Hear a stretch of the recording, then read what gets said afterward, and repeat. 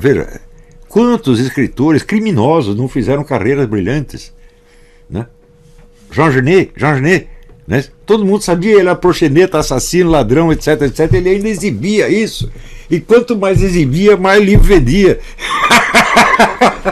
Aqui, vocês não devem lembrar, mas teve nos anos 60 um gente chamado Carol Chessman, que estava para ser condenado à morte. E também por um estupro seguido de homicídio, uma coisa assim. E ele escreveu uma série de livros muito bem escritos, fizeram um sucesso medonho. Só se faz sucesso quando executaram. O cara falou, bom, agora acabou, não tem mais nada, não adianta mais ler os livros dele. Mas um escritor não pode ter o seu público diminuído por uma coisa dessa. Não é isso? Então, nesse sentido não funciona, mas tem um outro sentido em que funciona, e que essa é a esperança deles. Quando o sujeito é atacado por 1000 lados, sem condição de se defender, porque materialmente é impossível, você não pode abarcar tudo isso, então você geralmente faz o quê? Você reage para dentro, você fica alimentando, né, desejos de vingança, etc, etc. E isso aí vai provocar uma sintomatologia neuropsicológica muito grave, que é descrita pelo W. Buchanan, o famoso neuropsiquiatra, né, que resultará na síndrome que o Claude Lévi-Strauss depois chamou de morte por enfeitiçamento. Quer dizer, esse acúmulo, vamos dizer, de ódio voltado para dentro, né, acaba liquidando a microcirculação do sujeito. Ele tem uma falência geral dos órgãos, e quando ele morre vocês fazem uma autópsia e não tem nenhum órgão lesado. Então os órgãos estão inteiros, só que eles pararam de funcionar. Então isso é o quê? Uma tentativa de homicídio por enfeitiçamento. Esse é o único objetivo que pode ter. Nós queremos matar esse cara. Mas quantos já não falaram? Precisa matar o Olavo de Carvalho. Você fala, não, nós podemos resolver esse problema com uma bala, né? Então esse é o objetivo, é um ódio assassino, no fim das contas. Graças a Deus tem sido impotente. Eu também não fico alimentando esse ódio, né?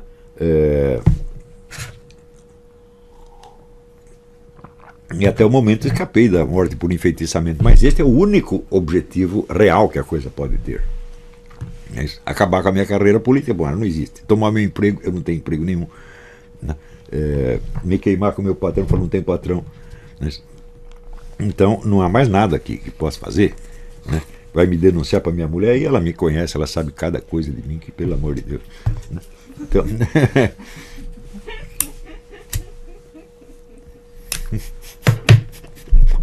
então, nada disso vai funcionar, só vai funcionar no sentido da morte por enfeitiçamento. Este é na verdade, os caras sonham com isso, eles querem isso, desejam intensamente isso, né?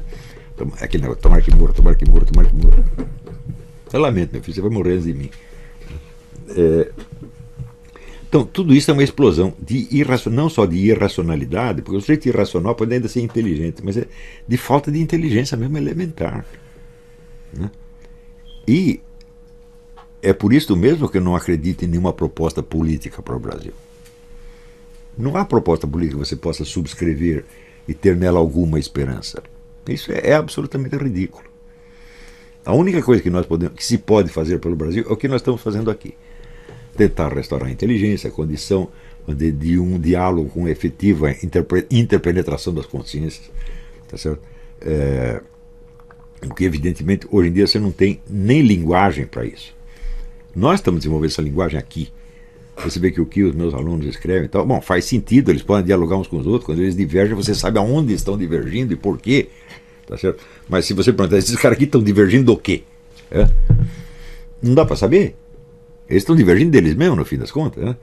Você denunciar o imperialismo que está financiando a extrema-direita, falar, o imperialismo está financiando vocês. Tá?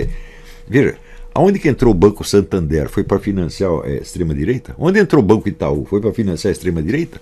Ou para financiar esta política diversionista, e diversitária e multiculturalista, etc, etc? É claro, evidentemente, o capital internacional está maciçamente financiando a esquerda e não direita nenhuma, né?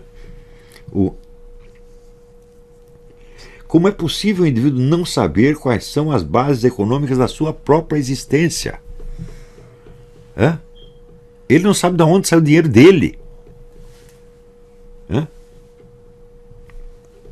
Bom, então, todas essas coisas, elas evidentemente elas vão passar.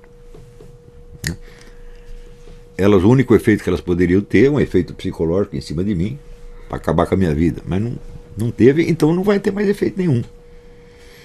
Tá certo? O que não as justifica, evidentemente. Né? O crime continua existindo. Não é isso? Inclusive, vamos dizer, com a formação de quadrilha, pois os caras se associam para fazer isso. Né? Evidentemente eu não tenho condição de reagir um por um, processar todo, eu não falo processar todo. Eu falei, quanto dinheiro você acha que eu tenho para ficar pagando advogado? Uma vez com um processo eu já quase fui à falência. Né? Quer dizer, olha meu filho, eu tenho tão mal, eu tenho mulher, filhos e um advogado para sustentar. Né? Isso custa caro. Então, uma reação à altura, com a abrangência, nunca será possível, tá certo? E eu acho que o máximo que eu posso fazer é tentar me manter imune a essa operação psicológica sádica pra caramba, assassina, na verdade, né?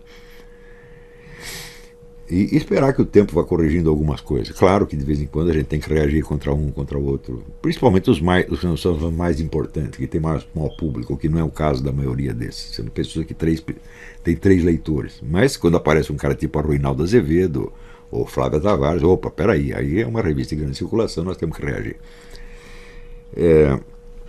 Bom, esta é a análise que eu prometi, ela está aí feita. Eu espero que isso sirva de estímulo para vocês continuarem estudando, desenvolvendo, tomando posse da sua inteligência. Isso, vamos dizer, esse era o sonho da minha vida, fazer com que as pessoas percebam que elas têm uma inteligência capaz de conhecer a realidade, tá certo? E tomem posse disso e exerçam isso. Esta é a única esperança do Brasil. O resto é tudo conversa mole. Planos econômicos, projeto de Brasil, tudo conversa mole. Né? Nada disso vai acontecer. Né? E mais ainda, nós ainda não estamos na etapa de fazer planos para o Brasil. Se você pegar todos os meus alunos, as pessoas mais sérias que estão aqui, elas sabem que nós estamos, vamos dizer, numa fase de diagnóstico ainda muito primitiva, muito rudimentar. Estamos tentando entender o que acontece. Né? E aí, por aí mesmo que nós temos que continuar. Vamos lá. Aqui, o Leonardo Yukio Afuso pergunta: se a tragédia da destruição da inteligência brasileira, com a queda do QI médio, está para além das questões ideológicas, como encaixamos isso com a estratégia da Revolução Gramsciana? Bom, é muito simples, esse fenômeno já vinha. O Brasil nunca foi uma sociedade intelectualmente muito forte, ao contrário, nós observamos aí desde o século XIX, desde o tempo do Brasil colônia, na verdade, um certo preconceito anti-conhecimento. Portanto, já tinha essa fragilidade. Mas a adoção dessa estratégia gramsciana acabou de perfazer este processo. Quer dizer, consolidou a destruição da inteligência na medida em que instrumentalizou todos os órgãos de cultura e todos o sistema educacional em favor de, vamos dizer, de slogans e palavras de ordem de uma estupidez fantástica.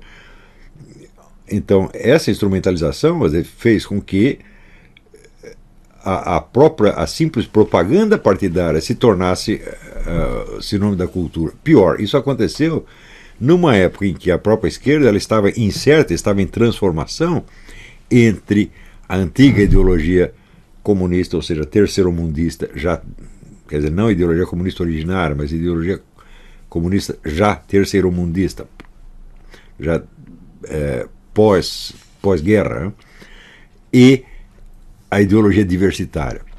E tanto que, até hoje, eu não conheço um esquerdista que tenha percebido que a ideologia diversitária favorece o poder dos grandes grupos econômicos internacionais. Nenhum percebeu, e é a coisa mais óbvia do mundo, porque não é possível que toda essa gente, todos esses mega bilionários, estejam dando dinheiro contra si mesmos. Realmente não é possível.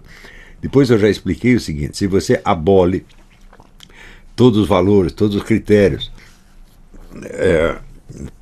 todos os códigos, né, morais e até linguísticos, o que sobra? Qual é o princípio de ordem que sobra na sociedade? Sobra somente a economia.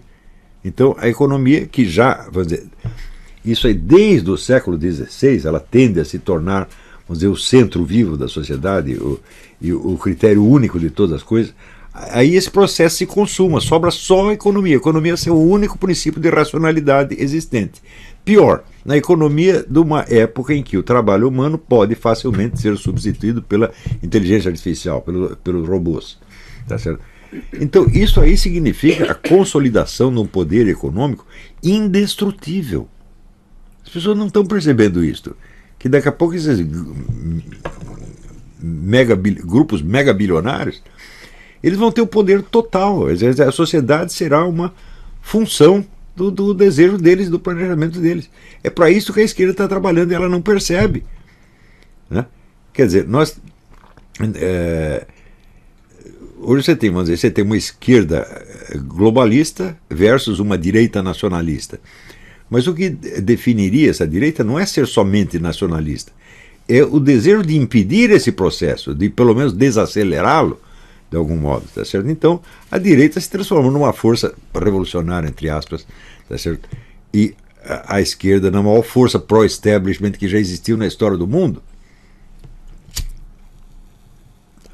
Isso é uma coisa fácil de você comprovar pelas próprias fontes de onde veio o dinheiro dessa gente toda.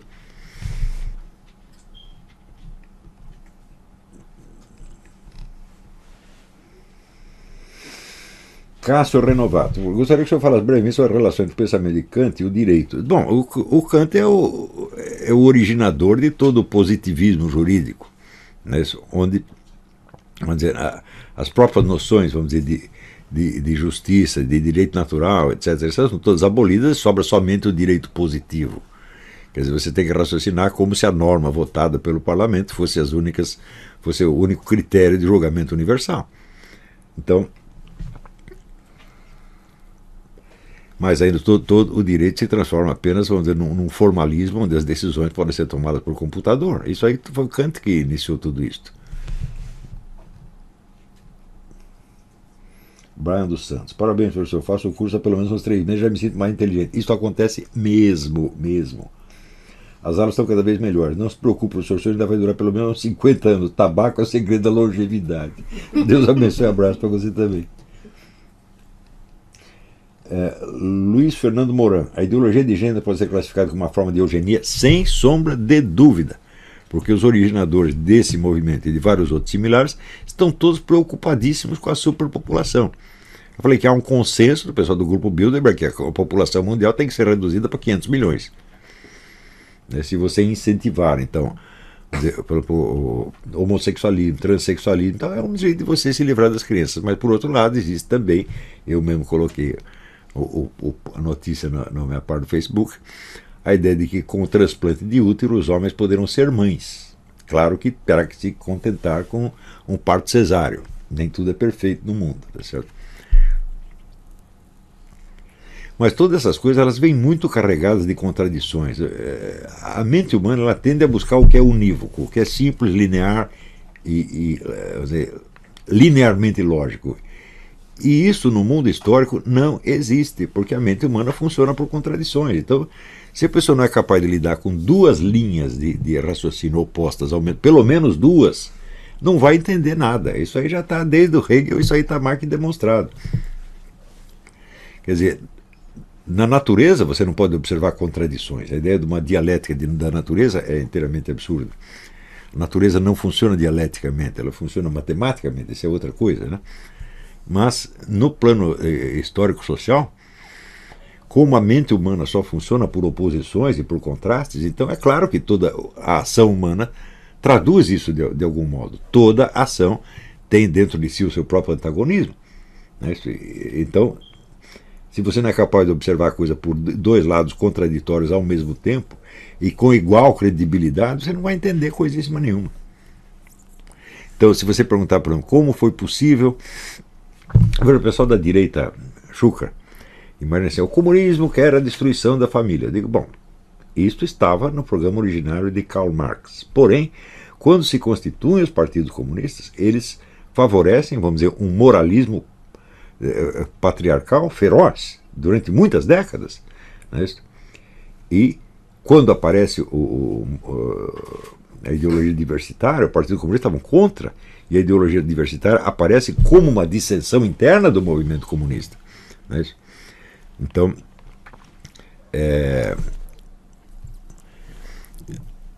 levou algum tempo para que os vários partidos de esquerda assimilassem isso aí. No Brasil, esse processo de assimilação, de passagem do antigo marxismo terceiromundista para a ideologia multicultural, ainda está em processo. Eles não absorveram totalmente. Então, você vê a mistura de discursos, por exemplo, nesse documento da UFPE, é característico.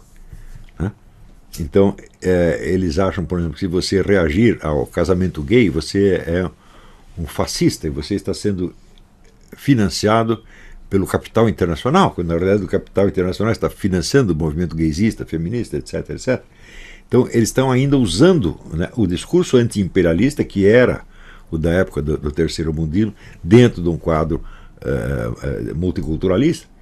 Então é uma confusão de épocas, de linguagens, o que mostra que a ideologia multicultural não foi totalmente assimilada ainda. Você veja aí, nós temos, pensando em termos de candidatura presidencial, se você pensar que os candidatos são o Bolsonaro, o João Dória e o Ciro Gomes, você tem aí um cara da esquerda antiga, terceiromundista, que assimila um pouco e mal a ideologia diversitária, ele não gosta muito. Você tem um homem da direita liberal, João Dória, que é o partidário do multiculturalismo, é o porta-voz do multiculturalismo no Brasil, e você tem um candidato nacionalista que é contra as duas anteriores. Isto é o que você tem. Então, quer dizer, só o que corresponde no momento aos intuitos da nova esquerda multicultural é o candidato dito da direita, que é o João Dória. Então, não é fácil entender essa situação, né?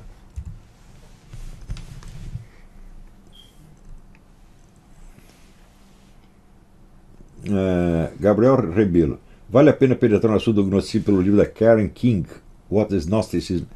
Não sei, eu não conheço esse livro, mas eu acho que os clássicos a respeito ainda são os do Hans Jonas, o do Helmut Leisegang e os do Eric Voegelin. Comece por ler Science, Politics and Gnosticism, do Eric Voegelin, é o que tem de melhor a respeito, e ele te indicará as demais fontes. Ele mostra ali o seguinte, que no começo do século XIX houve um interesse grande pelo fenômeno gnóstico. Apareceram vários livros importantes em francês e alemão. Esses livros foram esquecidos e sumiram do panorama universitário. Quando vieram as ideologias de massa, comunismo, nazismo, fascismo, etc., ninguém se lembrou de examiná-las pelo ponto de vista do gnosticismo. E em função disso, não entendiam o fenômeno. Tentavam entendê-lo com figuras de linguagem, por exemplo, são religiões de massa, etc. Não é bem isso. Não são religiões, são gnosticismos de massa. Essa que é a realidade. As seitas gnósticas se transfiguraram em movimentos de massa entre o século XVIII e XIX. Né? E isso é fundamental para entendê-las, inclusive para poder enfrentá-las. Ninguém entendeu e a coisa então proliferou, e o máximo que se conseguiu fazer foi jogar uma ideologia de massa contra a outra na Segunda Guerra. Tá certo? Fazendo com que a derrota de uma delas se transformasse numa vitória espetacular da outra. Né? Isso quer dizer que o Stalin, como vencedor da guerra, ele ocupa acaba ocupando um terço da superfície terrestre, toma metade da Europa para ele, quer dizer, foi exatamente como ele havia planejado. Né? Tem